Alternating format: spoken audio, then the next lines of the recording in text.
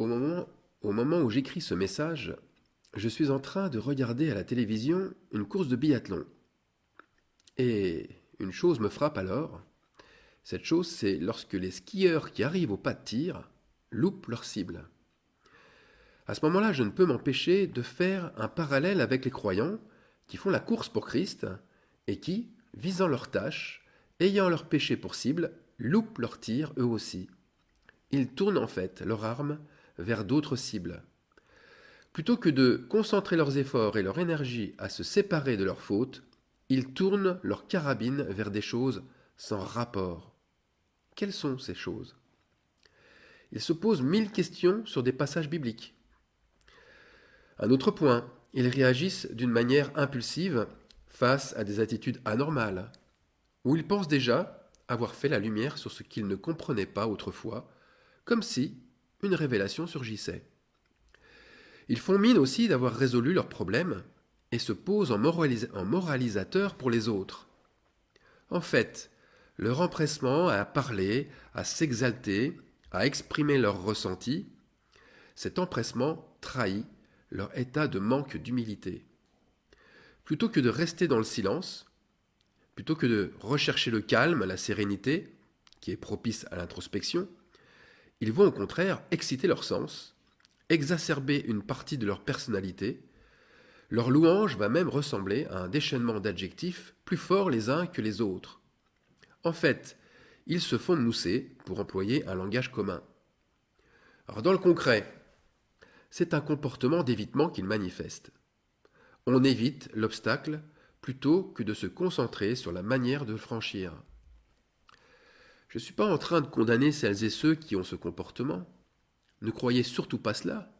Je suis au contraire en train de mettre la lumière sur une zone d'ombre que beaucoup ne voient pas ou que beaucoup refusent de prendre conscience. Je reviens sur les 7 jours de repentance. À quoi servent concrètement ces 7 jours? On va lire Lévitique chapitre 12. Lorsqu'une femme deviendra enceinte et qu'elle enfantera un mâle, elle sera impure pendant 7 jours. Le 8e jour, l'enfant sera circoncis. Elle sera impure, elle ne touchera aucune chose sainte, et elle n'ira point au sanctuaire jusqu'à ce que les jours de sa purification soient accomplis. Le croyant qui se repent de ses péchés, eh bien il est comme cette femme qui vient d'accoucher. Il est impur pendant 7 jours. Ce qui signifie qu'il doit couper court d'abord avec l'extérieur et ensuite avec les choses saintes, c'est-à-dire qu'il ne doit pas s'occuper des choses du monde. Premier point, il ne doit pas réagir à la provocation. Deuxième point, il ne doit pas s'émouvoir facilement face à une situation déstabilisante. Il ne doit non plus pas prendre rapidement parti pour ou contre un fait quelconque. Il ne doit pas non plus tomber dans la colère, même pour une bonne cause. Il ne doit non plus ne pas se quereller, s'offusquer pour des injustices. Il ne doit pas parler en mal d'une ou de plusieurs personnes, etc., etc. De même, il doit rester loin des choses saintes, c'est-à-dire qu'il ne doit pas échanger avec d'autres croyants. Tout ça pour se préserver déjà de toute réaction charnelle, comme aussi d'éviter de polémiquer sur ce que Dieu aurait dit ou sur ce que Dieu n'aurait pas dit, etc., etc. La règle est la suivante. Il doit se concentrer sur sa propre purification et non sur celle des autres. Car ce que Dieu a fait naître en lui n'est pas encore circoncis. Ce nouvel enfant n'est pas circoncis. Et l'impur doit continuer à être séparé du pur. Qu'est-ce que cela veut-il bien dire? Eh bien que Dieu ne l'a pas encore pardonné pour ses fautes. Donc, il reste très vulnérable et il est toujours impur et souillé. Croyez-vous que Dieu aurait donné cette règle de sainteté au temps de Moïse et que plusieurs siècles après, Jésus-Christ aurait pardonné plus facilement, que Jésus-Christ aurait plus rapidement pardonné parce qu'il est plus amour que son Père, ou que les gens sont devenus si différents et beaucoup plus méchants? Pas du tout. Dieu ne change pas. Il est toujours l'alpha et l'oméga, celui qui était et qui vient, le Tout-Puissant. Apocalypse 1.8. Donc, il est le même avec Abraham, le père de la foi, le même avec Paul, apôtre de Christ, il est le même avec nous-mêmes, disciples du Seigneur. Pourtant, aujourd'hui, combien de croyants se sentent d'un seul coup enfants de Dieu, simplement parce qu'ils se croient purifiés par le seul acte d'avoir confessé de leur bouche leurs péchés? C'est une sensation qu'ils perçoivent, c'est une émotion qu'ils ressentent, mais c'est en aucun cas une réalité. Se sentir bien, comme être soulagé d'un poids, cela ne fait pas de nous des êtres purs. Ce sentiment d'autosatisfaction ne doit en aucun cas être le baromètre de notre relation avec Dieu. Mais alors que doit-on faire? Nous devons agir dans le sens de notre conversion pendant ces 7 jours. Et tout bonnement, nous devons nous éloigner de la faute ou des fautes commises. Et nous devons aussi nous éloigner de tout ce qui pourrait nous distraire de ce sacerdoce, afin d'éviter de retomber dans un piège démoniaque. Car il s'agit bien ici d'un véritable sacerdoce. Il s'agit bien d'un acte de dévouement qui va montrer notre réelle piété. C'est un combat sans faux semblant pour notre purification. D'ailleurs, ce sacerdoce, il s'accompagne bien sûr de prières à notre Dieu, afin de ne pas succomber à la tentation. C'est la même prière que celle que Jésus nous a montrée dans le Notre Père. Père, délivre-nous du mal, et que nous ne succombions pas à la tentation. Donc, le pardon de Dieu, comme la délivrance, ne se fait pas immédiatement. Dieu, par exemple, ne nous pardonne pas lorsque nous lui demandons pardon. Il le fait après. Après, puisqu'il nous pardonne comme nous pardonnons aux autres leurs offenses. Il remet nos dettes comme nous remettons aux autres leurs dettes. Il veut avant tout estimer la juste profondeur de nos prières et de nos engagements. Par conséquent, le pardon de Dieu s'effectue pour tous, j'ai bien dit pour tous, au 8e jour, par une circoncision dans la chair. Une circoncision, qu'est-ce que c'est? C'est une ablation de la chair. On retire une partie de peau, une partie du prépuce, et la chirurgie est douloureuse pendant plusieurs jours, et la plaie saigne abondamment. Les conséquences visibles, elles ne sont pas insignifiantes. Aujourd'hui, cela montre que nous nous sommes bien séparés, et même douloureusement, de nos envies charnelles, que nous avons circoncis, c'est-à-dire que nous avons coupé avec le péché, comme on coupe avec un couteau notre propre chair. Nous avons brûlé, nous avons sacrifié la victime. Et la victime, ce sont la faute ou les fautes commises. Et l'odeur de ce sacrifice est montée vers Dieu. Le sang qui coule par cet acte violent, c'est la signature de notre alliance. Et oui, déjà, la première partie de l'alliance se fait dans la souffrance et le sang. Car la circoncision marquait la première alliance avec Dieu. Elle était obligatoire pour tous les mâles sous Moïse, l'hébreu comme pour l'étranger qui partageait leur terre. Tous, en fait, devaient se souvenir de qui ils descendent et de qui est leur père spirituel. Notre alliance à nous, qui aimons Christ, ne commence-t-elle pas par la repentance pour finir par l'esprit?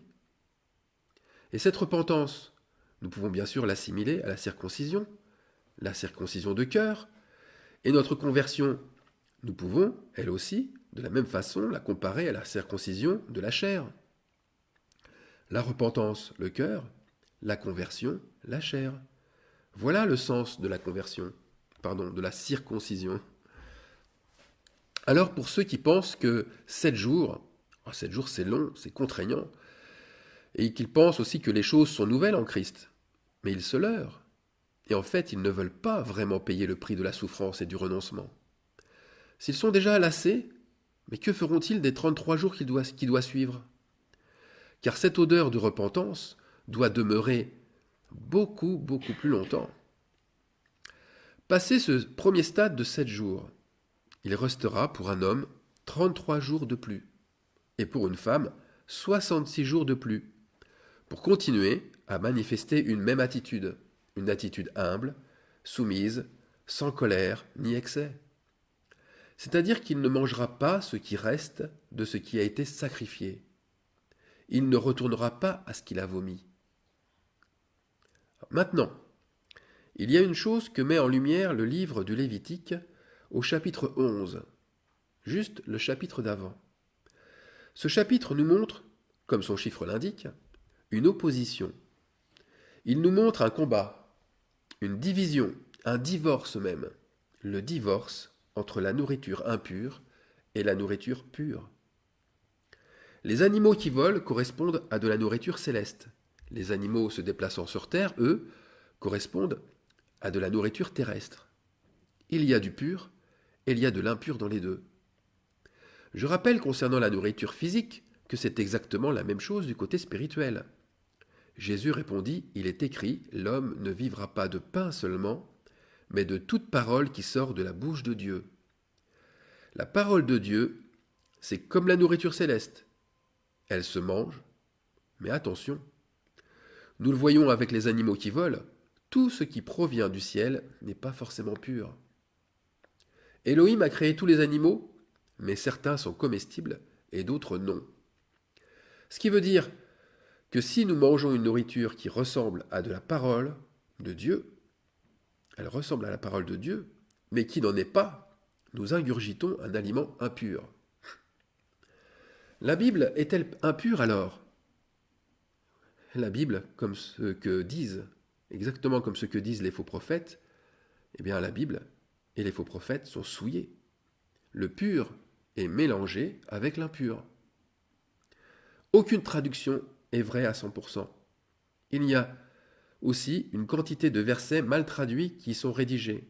De la même façon, il s'y trouve le résultat aussi d'interprétations qui relèvent d'un raisonnement humain et non d'un raisonnement divin.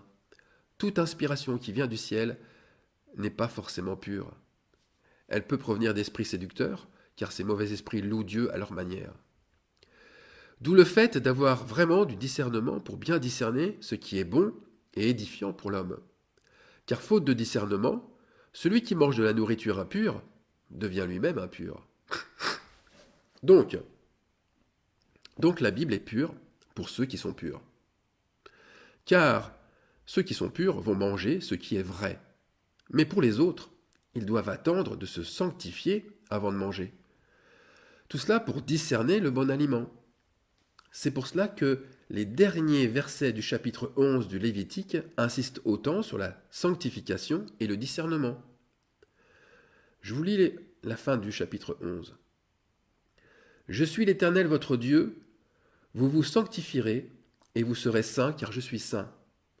Telle est la loi touchant les animaux, les oiseaux, tous les êtres vivants qui se meuvent dans les eaux et tous les êtres qui rampent sur la terre, afin que vous distinguiez ce qui est impur de ce qui est pur, l'animal qui se mange et l'animal qui ne se mange pas. »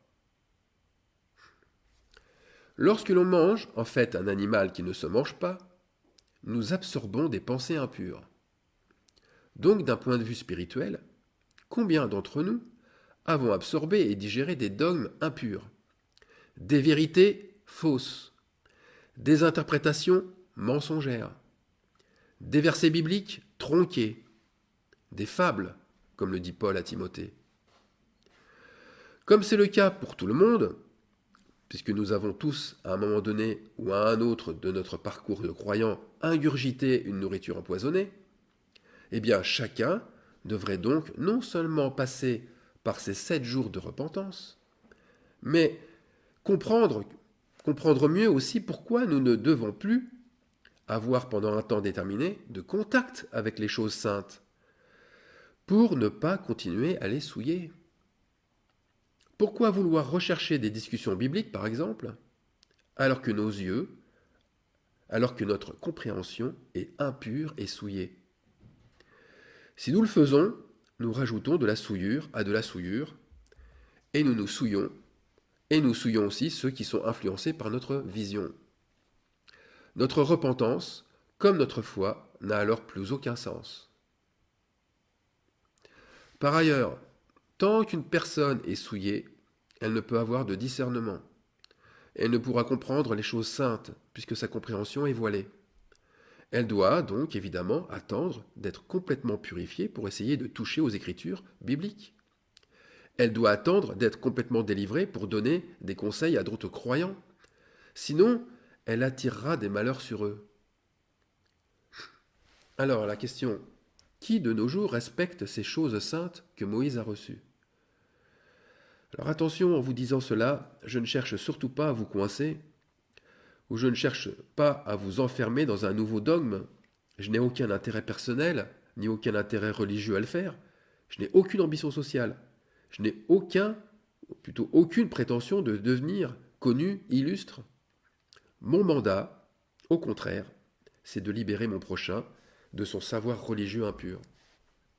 Que les aveugles voient, disait Jésus. C'est cette délivrance que j'aimerais partager.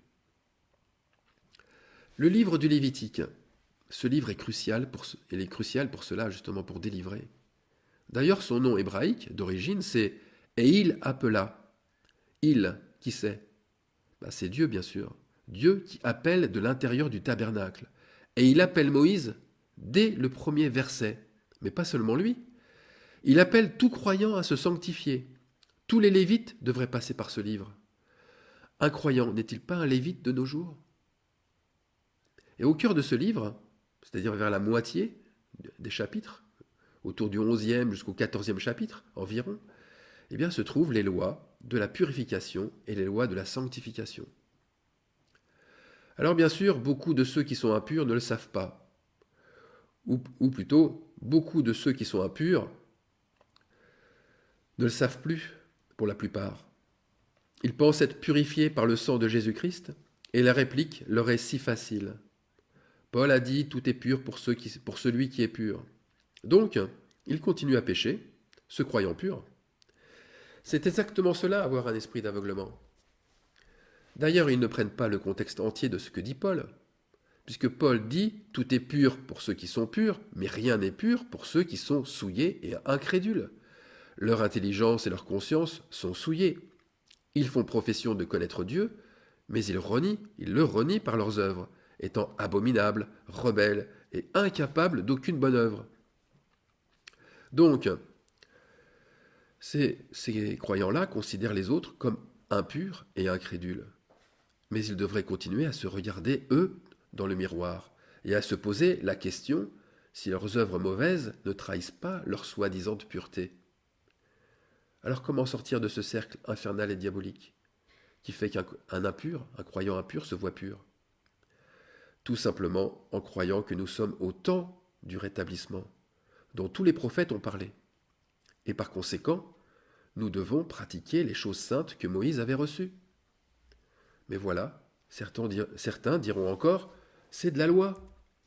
Oui, c'est de la loi. Mais la loi agit comme un pédagogue pour nous amener vers Christ, afin de recevoir sa foi. C'est ce que disait celui qui dit « Tout est pur pour celui qui est pur » dans la lettre aux Galates, chapitre 3, verset 24. Nous devons être humbles et nous devons reconnaître que pour atteindre Christ et pour avoir la vraie foi, nous avons besoin de la loi en premier. Et nous avons besoin de pratiquer cette justice de Dieu qui est liée à la circoncision. Bien entendu, je pense que vous l'avez compris, pas la circoncision réelle. Mais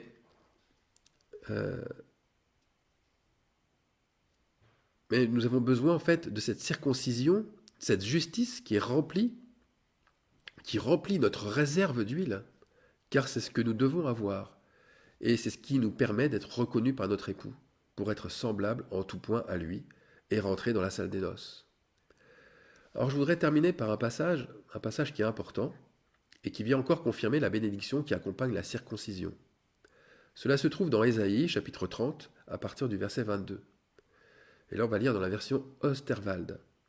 « Vous tiendrez pour souiller vos images recouvertes d'or, et vos statues revêtues d'or. Tu les jetteras loin, comme une chose impure. Hors d'ici, leur diras-tu. » Donc ça c'est la circoncision. On rejette hors d'ici toutes les choses impures. Et maintenant, voilà les conséquences de cette circoncision. Écoutez bien. On continue donc au verset 23. « Il enverra la pluie sur toutes tes semences dont tu auras ensemencé tes champs. Et le pain que donnera la terre sera savoureux et nourrissant. Et ton bétail en ce jour-là paîtra dans de vastes pâturages. Les bœufs et les ânes qui labourent la terre mangeront un fourrage savoureux qu'on aura vanné avec la pelle et le vade. Et sur toute autre montagne et sur toute colline élevée, il y aura des ruisseaux, des courants d'eau au jour du grand carnage. Lorsque les tours tomberont. Bien voilà comment Ésaïe décrit les noces de l'agneau. Elles sont en plein milieu d'un carnage. Pendant que les incrédules idolâtres et endurcis tombent, les repentis, quant à eux, partagent le repas de gloire de leur Seigneur. Je reprends les termes employés par Ésaïe. Un pain savoureux et nourrissant, de vastes pâturages, un fourrage savoureux, et partout, partout des ruisseaux d'eau. Imaginiez-vous autrefois un repas d'un époux et de son épouse dans une telle atmosphère? Et pourtant, notre Seigneur a fait souvent les choses de manière inattendue, voire incroyable. C'est par conséquent dans une atmosphère de mort et de désolation, mais aussi, faut pas l'oublier, de prodiges et de miracles, comme de résurrection que se fera les noces de l'agneau. Amen.